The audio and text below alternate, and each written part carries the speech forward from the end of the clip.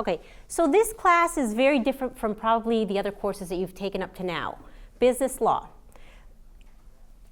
In this particular segment, I'd like to tell you about why you're taking this class and why it's so important. It's not only business law, but it's also ethics, business ethics.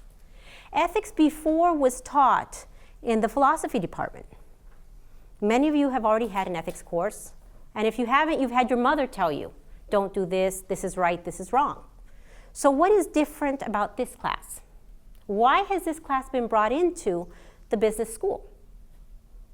Before it was taught in the philosophy department. Do what is right, and you'll be okay. Well, what happened is we've seen a lot of corporate scandals. We've seen a lot of things out there. The economy's not doing too well. And we've realized that some of this needs to be taught in the business school. So at WP Carey, what we've done is we have moved this class, LES, into the undergrad, and we have also, at the graduate level, a couple classes. I also teach ethical leadership and ethical issues for managers. Why is this so important? Well, it's important because you need to understand what's ethical and what's not, but it's also important for those of you who are looking for jobs. Because employers not only want you to understand your area of expertise, but also have a knowledge, a sixth sense as to what's right and what's wrong so that they don't get in trouble. And if you don't get in trouble, they won't get in trouble.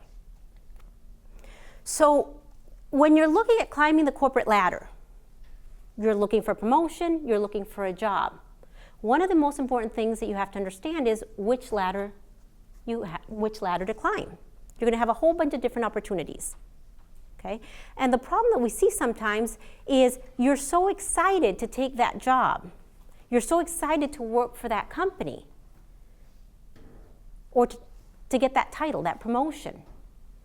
And before, what you do is you take that title, you take that promotion, you're all excited, and you kind of learn with your group how to do your job. This can be actually very dangerous, especially today because we have a lot of fraud, and if you don't have the experience, I suggest you get some training if you're going to take that job. And do your homework, do a background check, figure out, just because a company is a good company doesn't mean there aren't divisions with bad apples, okay? And this is the problem, and this is something that we're trying to teach students now, is you need to be careful and you need to choose wisely. And that job promotion, know what's entailed. Know your responsibilities and what they're asking before you take it. And that will give you the competitive advantage. In this class, you're going to learn about the law. And this is going to be great because I'm actually going to focus on the chapters that I think you're going to use the most, because some of you won't go on to law school.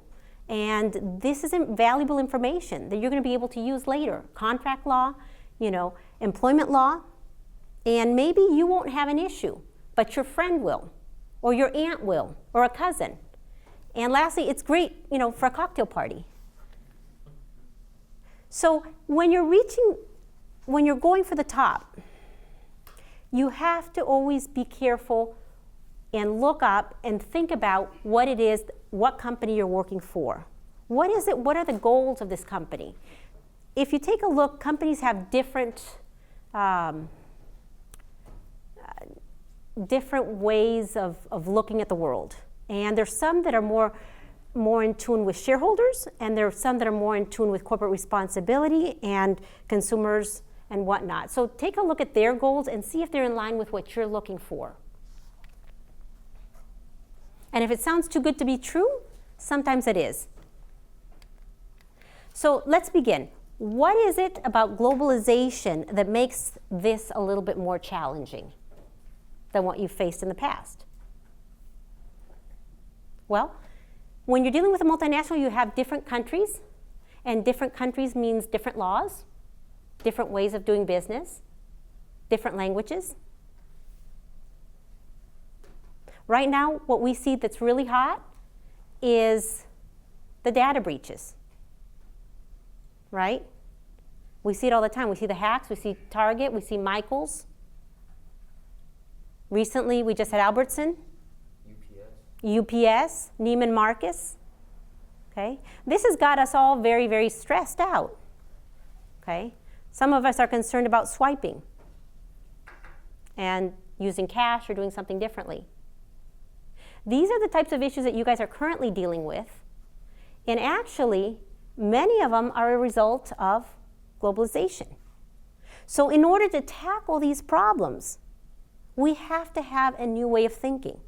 And that's where you guys come in. That's why we are here to train you, to help you, because a lot of the people that are out there haven't had this yet. These are new challenges. And we're all trying to deal with them together. What you're going to learn about as far as the breaches is there's a lot of good stuff coming. Okay? There is actually an EU data protection reform coming. It should come next year. And that is going to affect us here.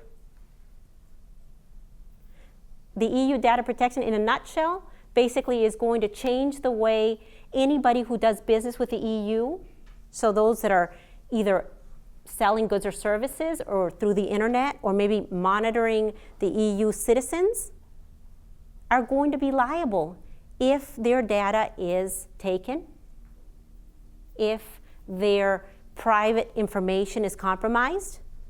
So you're saying, well, how does this affect me? That's EU. Those are EU citizens. Well, the way it affects you is these US businesses that are global, we're talking about globalization, when they start doing business with the EU is going to put regulations on them. They do right now, but those regulations are going to get tougher. One of the points that I really like is they're going to require 24-hour notice for any breaches. So what happens when a company is working with the EU and they've been hacked? They're going to have to notify the EU within 24 hours. We think it's 24 hours. We're still not sure because it's still up in the air as to the time, but it's going to be very quick. Well, the second the EU citizens are notified, what's going to happen? We're all going to know because news travels fast. We have the internet, we have media. So this is going to help us to protect ourselves. This is great.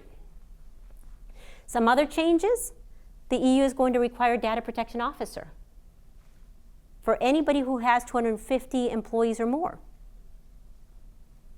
Well, that's great because some of our companies don't have that right now. So there's a lot out there as to our laws, and our laws are changing, and a lot out there with regards to other companies and other countries that are going to affect our companies. And this is why it's important. This is why this class in particular is going to help you with your rights. It's going to help you defend yourself here and also give you a broader view of what's out there. So the next time somebody gets stressed out about, the breaches, you can say, yeah, this is tough, but this is what's coming. And hopefully some of those laws we will take. We know that there are other countries and other regions of the world that are really looking and very interested in what's going on with the EU right now, and they're going to adopt some of those laws. So it's going to spread. And we know also that our US companies are lobbying and are asking the US government to take some of those laws. So we may see it here. Do any of you guys really know or understand why Target let us know immediately? Why Neiman Marcus took a little bit longer? What's behind this? Why is it that different companies let us know at different times? Does anybody know? Reputation. Reputation is one. Companies are extremely concerned about their reputation. Any other reasons? The industry. The industry. The type of corruption, the type of hack. Maybe it takes them a little bit longer to inspect. Different industries have different regulations. In 2013, I think there were something like 12 states, don't quote me on the number, but many states started reforming and fixing their laws with regards to data protection. And in the United States, we have a patchwork of laws, which makes it really difficult for our companies. Because if they're doing business in Wyoming or in Ohio, there are different laws as to notification. And some of them let them take 2 weeks. Some of them say you can take as long as you want until you inspect and make sure you know what's going on. So for us, that's hard as consumers. Because we want to know. I want to know today if I went, to Walgreens, was I hacked? Were they hacked? Was my information compromised? And unfortunately, we don't really know right now. We don't know, and it depends on where that company's headquarters. There's a lot going on. So hopefully our laws here will change. Hopefully we will have comprehensive national legislation with regards to data protection. So that's one area. You're going to learn about cyber. You're going to learn about cyber torts. You're going to learn about cyber criminals. You're going to learn about contract law. What other areas are hot? How about intellectual property? What do we know about intellectual property? What is the biggest concern that companies have?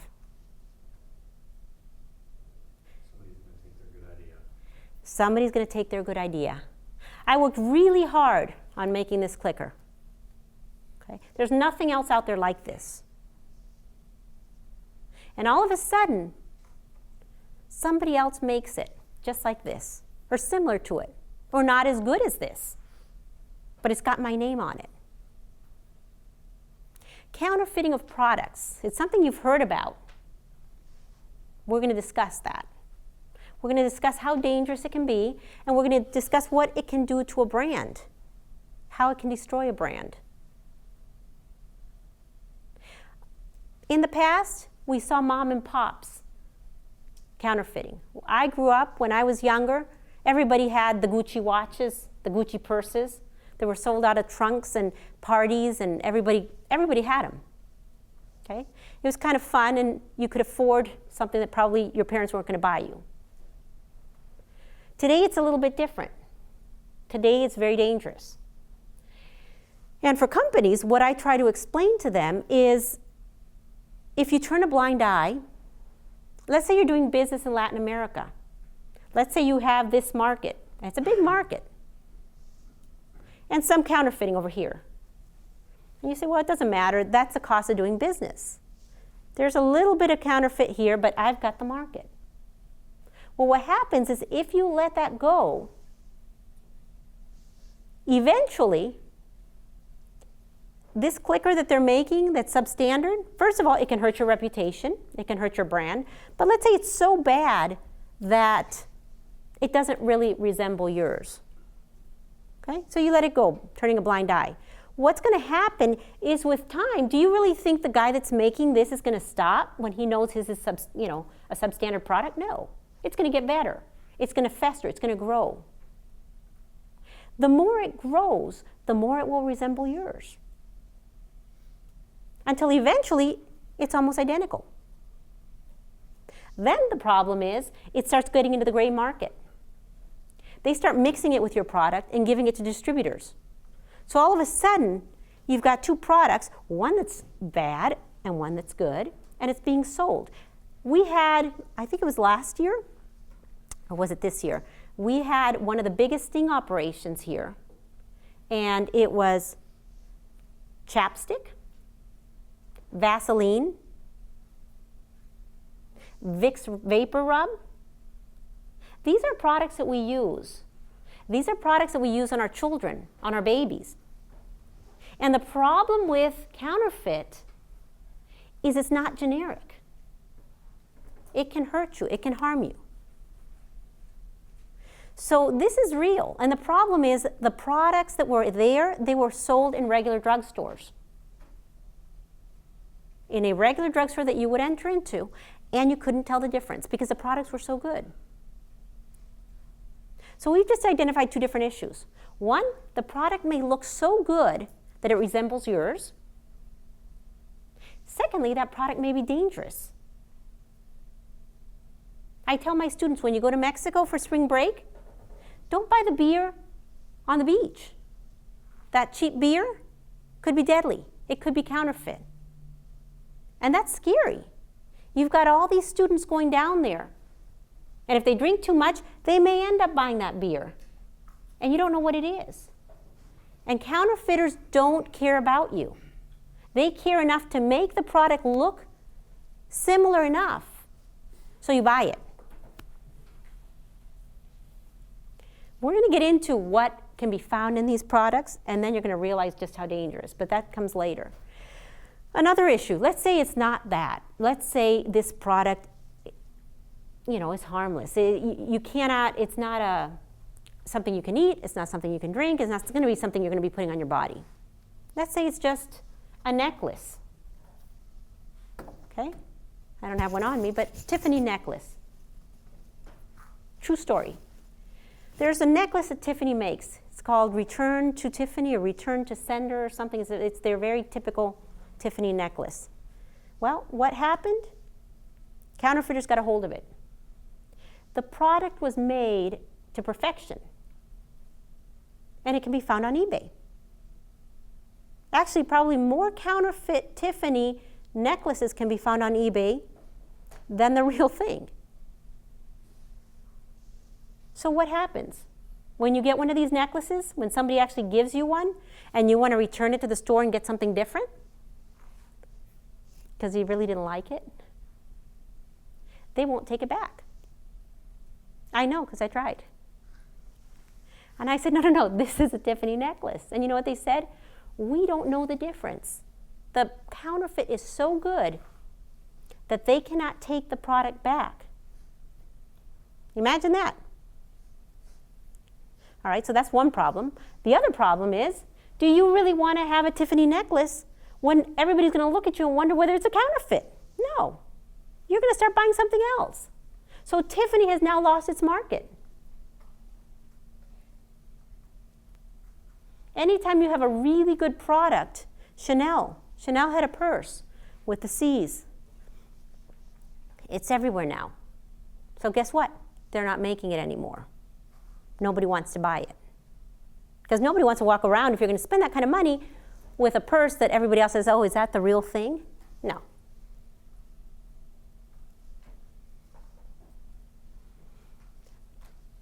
I bought my Gucci watch in high school in Chile. Everybody had them. They were awesome. This was many, many years ago.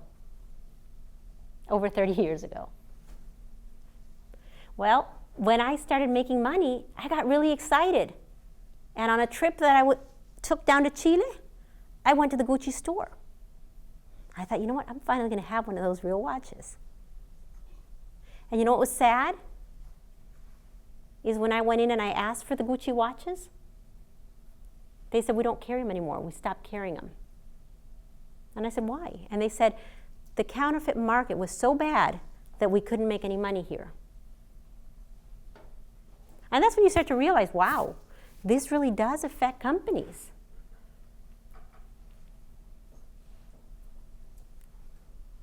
So we know that chapstick, Vaseline, and Vicks Vapor Rub can be now counterfeit. So you're going to be a little bit more careful when you go to CVS, right?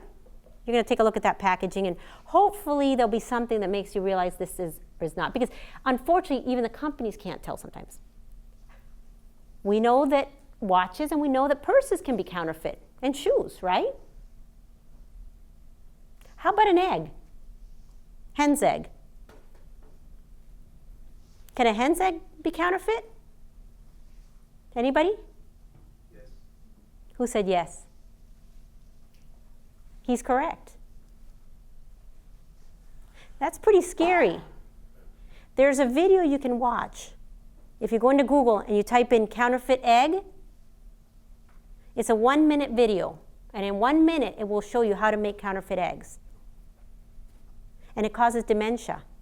Because it's not a real egg, it's just chemicals. Is that like a Monsanto? No, it's in China. It's in China that they're doing it. And it is literally, the thing is, the issue is, people have learned how to counterfeit anything. And this particular egg, which is a hen's egg, the shell looks identical. And unless you know that eggs can be counterfeit, you're not going to be looking out for this. And when you crack it, it looks just like a real egg when you cook it. Once you know that this can be a problem when you're going overseas, I don't think it's a problem here yet, you're going to be very, very careful. Well, first of all, you may not want to order eggs. But if you order those eggs, you want to make sure that the yolk is a certain way. You know, there's a few little differences.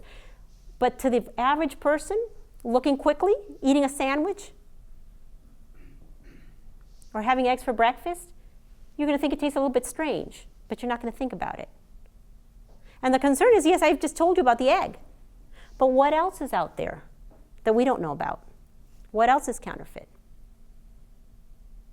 So this can hurt us. Let's say you live in Arizona. Let's say you live in Gilbert. You're not going to travel overseas. It's not going to really affect you, right? You're here. You're in school. Well, we have a problem. Remember we talked about being global? There are medications that people buy, that your grandparents buy, that your parents buy. And the cost of insurance is high. So people have been started doing something they purchase from Canada. And it's true. Canadian prescriptions can be cheaper. Wow. Well, that's great if you live in Buffalo, New York, because you just cross that border and you get your medications. Not so good for you guys if your grandparents live here. Because what do grandparents do? How good are they at going through the internet? They'll just type in what they're looking for and they'll look for a Canadian pharmacy. And guess what? Some of these sites actually have ratings and they tell you all this information about the Canadian pharmacy, but it doesn't exist.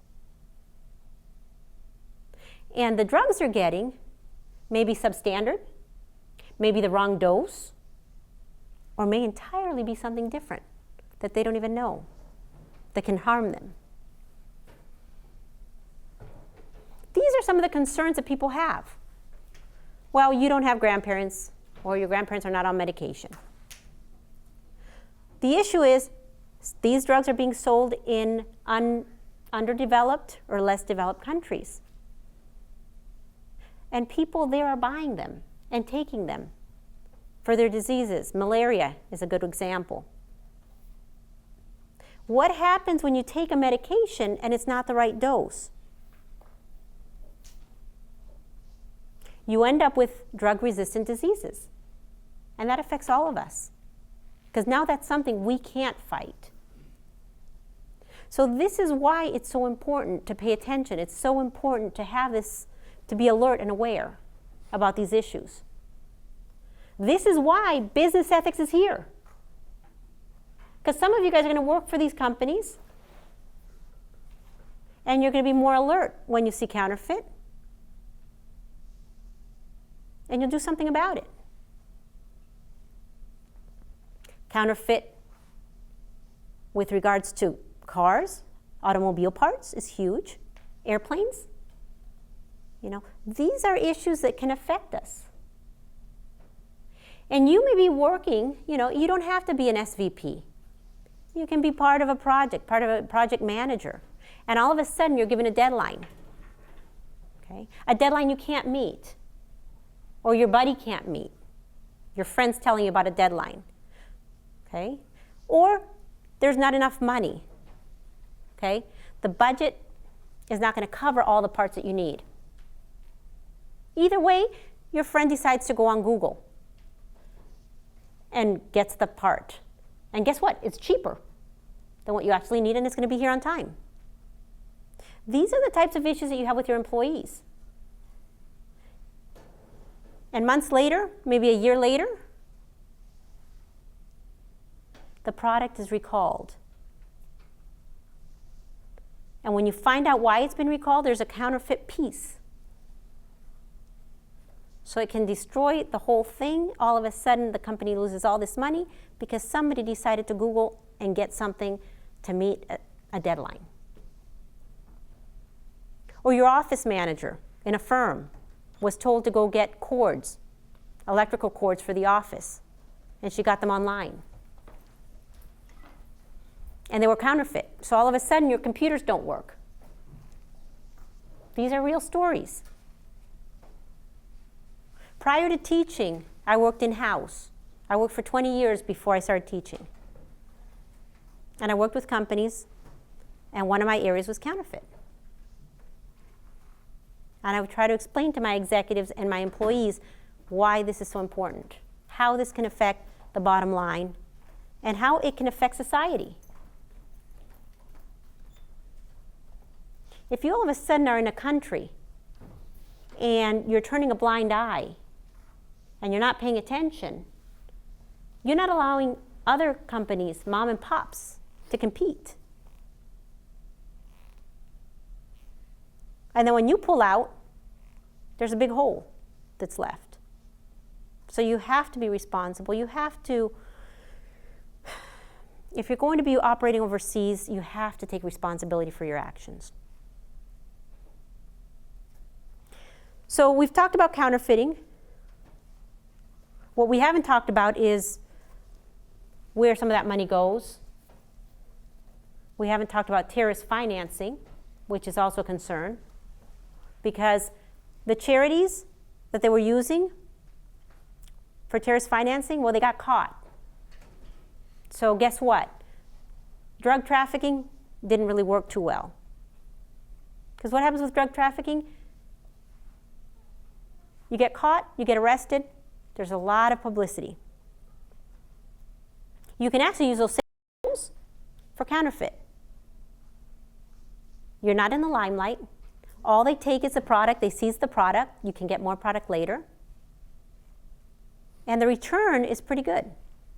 So that's the new hot area. And when we talk later about this subject, when we talk about intellectual protection, international protection of intellectual property rights, we're going to talk about the tri-border region in Latin America that's used for counterfeiting. And we're going to talk about the expansion of the Panama Canal. And we're going to talk about other areas where we may find more counterfeit. For example, the duty-free trade zones. Why do they like the duty-free trade zones? Because they're less regulated and there's a lot of cash. We'll talk about where you can find it, because depending on the industry that you work in and depending in the region, the issues are different. In some parts of the world, the best product to counterfeit are razors. Guess why? Because that's what people are buying. In other parts of the world, electronics is what you have to look out for.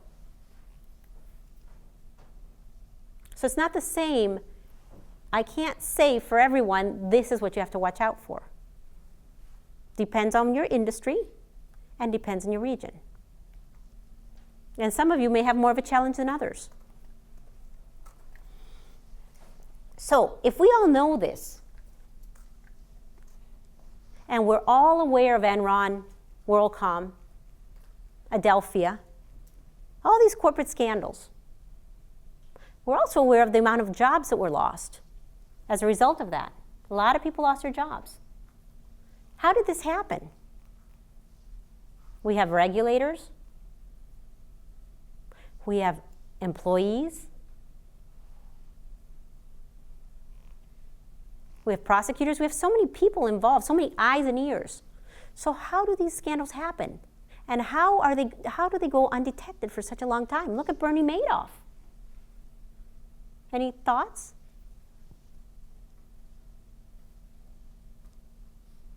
They happen because usually each employee only has a piece of the puzzle, the tip of the iceberg. And you may not know what you have. You may not know what you have. You're given different roles in the company. But something tells you in your gut that something's not right. Follow your gut. Because the problem is, you don't know what you have. You don't understand the whole picture. Bernie Madoff. What was it, the 17th floor? Everything happened up on the 17th floor? People that worked for him didn't really understand what was going on. Some of them did. But you know what he did? He allowed his employees to party. Cocaine went on. Girls. They brought girls in. All sorts of stuff. Employees thought, this is great. Yeah, it's a little bit odd, a little bit different. And guess what that did? When people started finding out what was going on, they were going to rat him out. If you've been doing drugs, you've been doing all this other stuff, you're not going to open your mouth.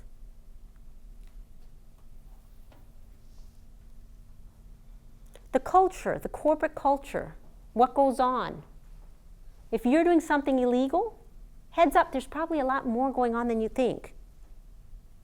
It's not all fun. And you find a lot of this. I lived in Miami for 12 years. I've heard a lot of stories.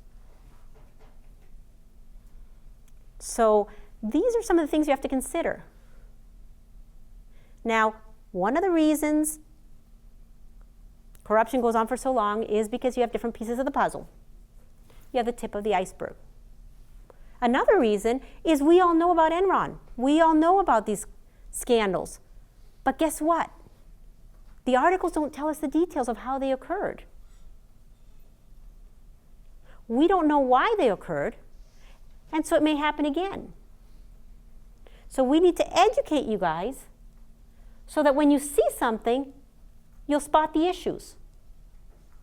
The code of conduct that you see in the company, code of ethics, when you enter a company, they'll tell you bribery is wrong.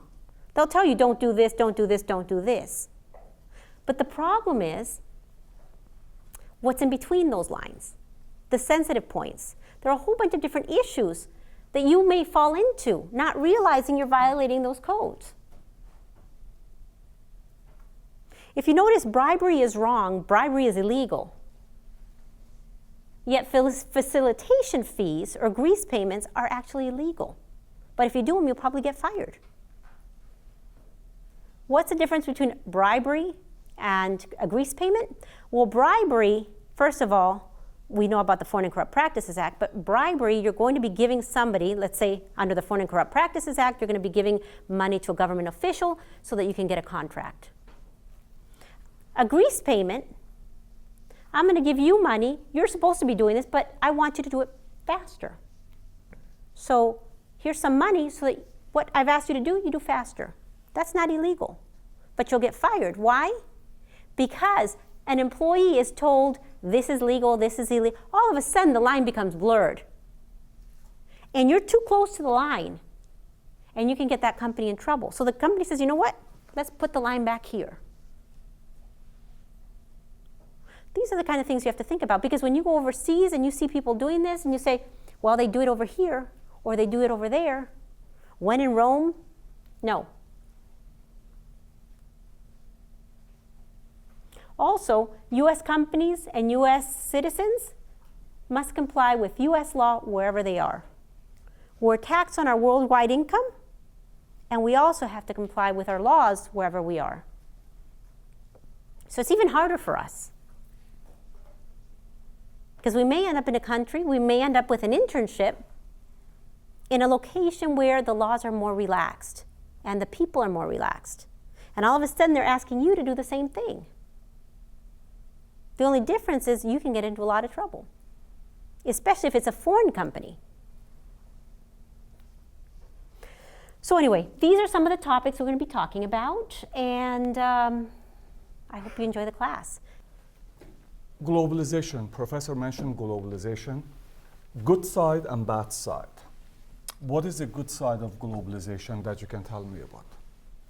So you have a process of globalization that really began in the late 1970s when Thatcher and Reagan were in power. And after the Cold War ended in 1990, 1991, it took off with a vengeance. What was propelling globalization? Communication. So I would put it broader, revolutionary technologies, communication technology, internet being one crucial one because it simply made borders disappear. You could have instant communication and also almost instant transportation. If you wanted something, you can get it the next day from any corner of the world. So the process of globalization was propelled by these revolutionary technologies. Also, after the end of the Cold War, capitalism spread to all corners of the world. It became global capitalism, every corner of the world. So technology was very good because everybody, anywhere, could pretty much learn what was going on elsewhere. And it was very cheap. Internet is very cheap. Social media, it's inexpensive. So that is a positive aspect. The negative aspect of globalization is that it also allowed practices. We jumped into globalization without developing the architecture of regulation that is needed for global capitalism. This is why since 1990 you have had many financial and economic crises, global crises. The last one was 2008, but before that you had many of them. Essentially what capitalism does, it goes in search of profit anywhere to maximize profits and to minimize costs. That leads to some bad practices like sweatshops, some of the practices that the professor is going to discuss that are exploitative, right? And so corporations do not really, many of them do not have heart.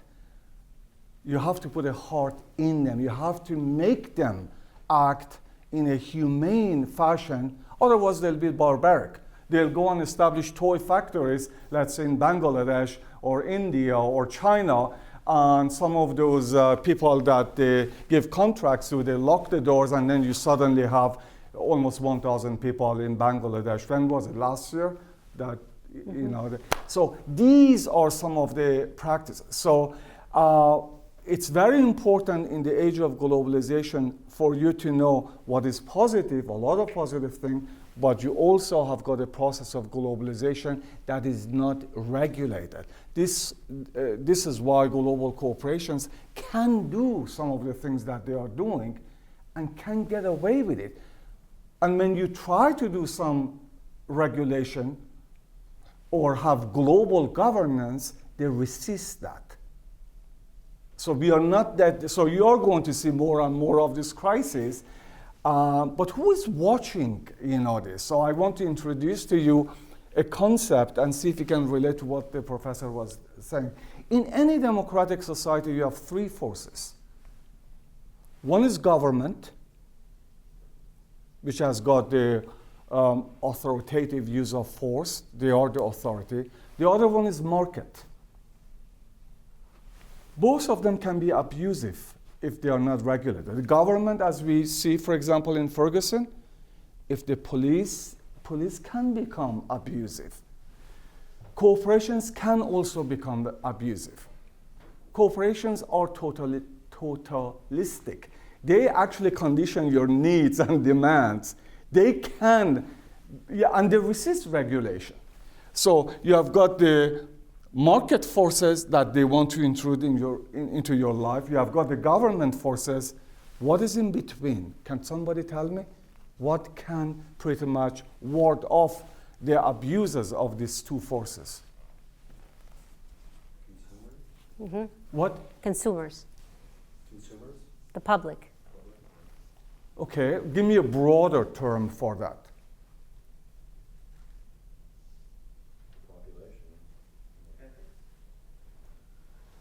The concept that we have in political science, and more it is relevant, is civil society. Civil society is non-governmental. Civil society is you. Civil society is non-profit organization. Civil society is non-governmental organizations. These are pretty much the organizations that are watching what the market is doing and what the government is doing. Amnesty International, the one that I represent and I'm the vice chair of, is one of those civil societies. So essentially we are in Ferguson with 15-member delegation to pretty much have an international spotlight on what is happening. And so globally people know what is this crisis about, and we are observing, monitoring, and reporting. That's what a non-profit organization can do, and we are guided. We are essentially guided by Universal Declaration of Human Rights. What is that?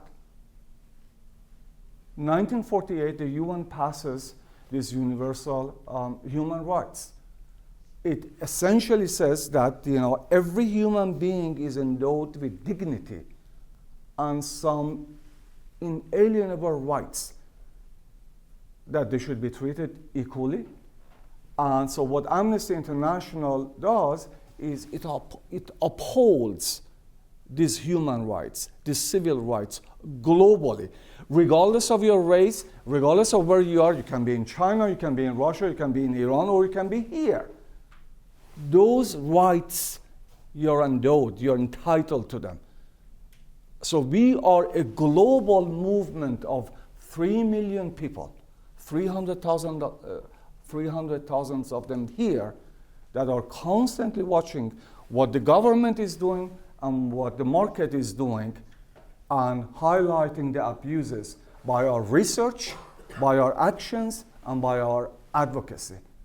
We are a global civil society movement. It is not only US, it is global. So those of you who take courses in international politics, you realize that no longer these courses are called international politics.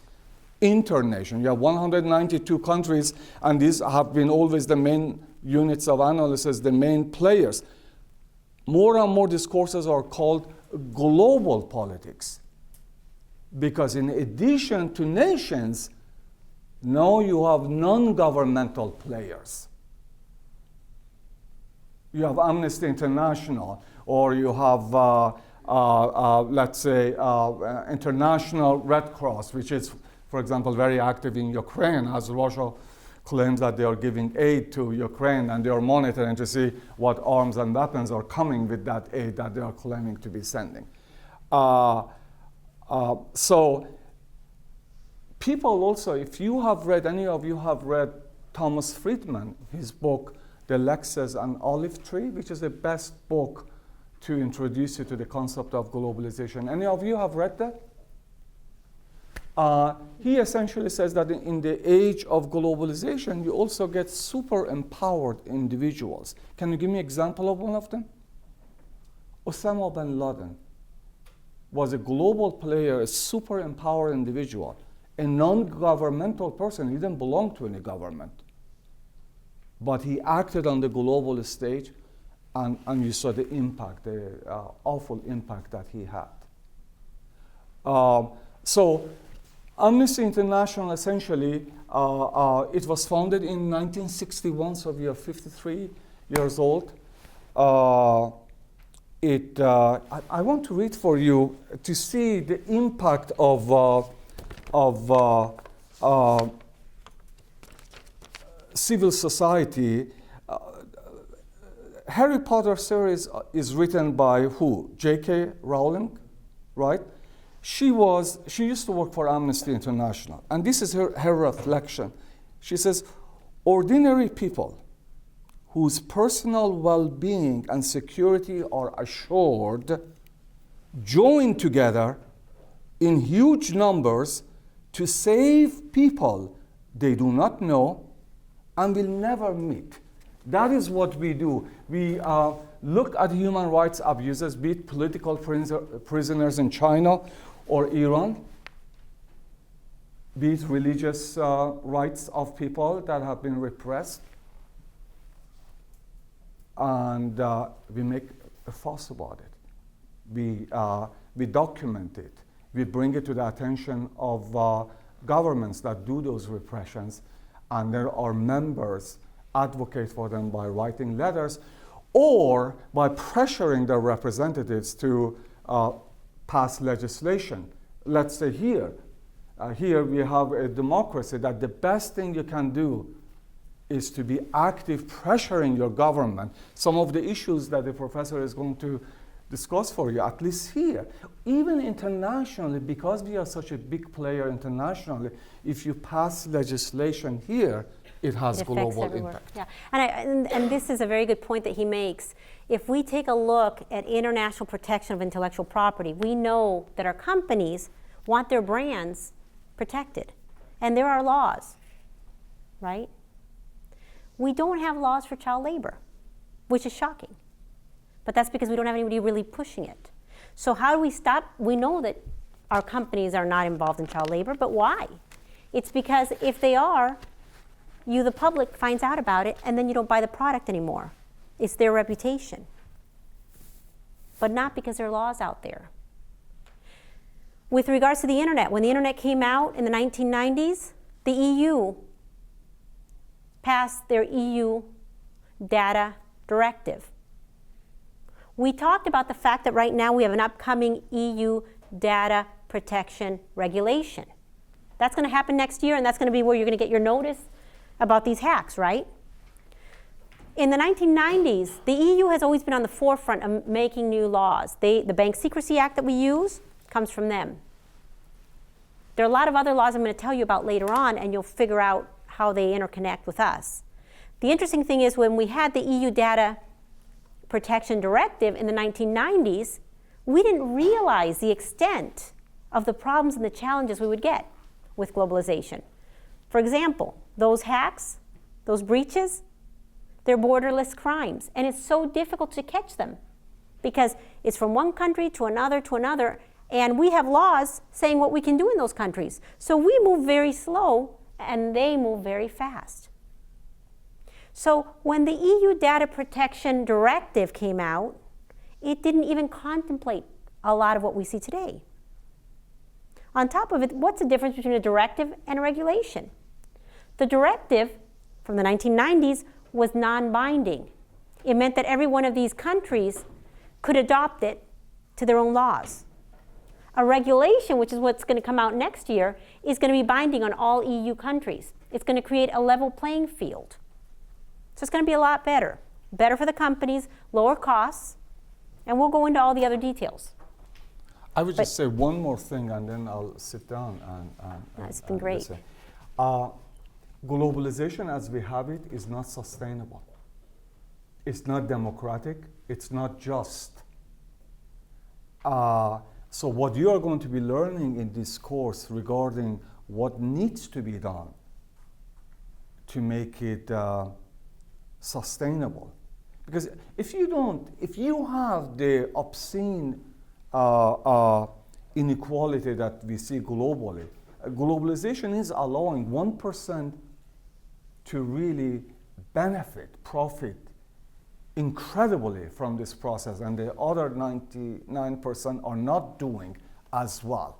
So you see it nationally, you see this globally. All these ethical issues that the professor is going to talk about really highlight the need for effective global governance, for effective regulation. This is not only to your advantage, it's also to the advantage of global corporations, because they cannot continue endlessly to make these profits and to create the kind of divide that we have nationally and globally. So that has been pretty much my writing and my argument. If you want to have global capitalism survive, you need to have effective global governance, and unfortunately we don't have it. That tells you how important this course is, and thank you for your attention. And I hope if you don't know about Amnesty International, after my spiel here, that you can go to amnestyusa.org and check it out, and if you want to become a member, there's a student membership. And we have 2 chapters here at ASU, and the professor and I are trying to hold some forums and activities, and I hope you could join us. Thank you. I work a lot, not only teaching, but I also Skype a lot with people in the EU, in particular with HP, Hewlett Packard, because they are right now, this company is very interested in what's going on with the EU Data Protection Regulation. And companies like HP and some of our other multinationals are the ones that are behind trying to get the laws changed so that we can kind of have more of a level playing field. It's very frustrating when our multinationals can't go into a country and can't compete because there's bribery. Or even more frustrating when they've decided to jump into those countries anyway, and all of a sudden something happens and they can't defend themselves. Because to defend themselves, they need to bribe the judges. This was actually the case in Venezuela about 20 years ago. If you were doing business there, and it was great, but if you had a problem and you had to go to court, my companies were told they had to pay some money. They had to give extra money. And I was like, for what? They're like, for the judges. We can't do that. So I tell companies, if you're going to go into a country, make sure that you understand the legal system and make sure you understand where the bribes are and who has to be bribed, because there's some countries you really can't be in right now. And there's still some countries today that are like that. Dr. Fakhari was talking about the 1990s. In the 1990s, everybody was so excited about globalization. Everybody wanted to go overseas. Everybody wanted to expand. But not everybody did their homework. And we had companies that were looking for their partners through phone books. I had one client of mine that actually found his partner through a phone book, a huge company, great reputation in the US, and they weren't paying attention to what was happening in the foreign country. It ended up in a huge embezzlement scheme. I can't go into more details, but these things happen. Today, I think we're a little bit more aware, and our companies, when they go overseas, they actually check these people out. They've got people on the ground. But companies make mistakes. That's why they have lawyers. In-house counsel fixes those issues, or they're supposed to. The problem is when they sweep it under the rug.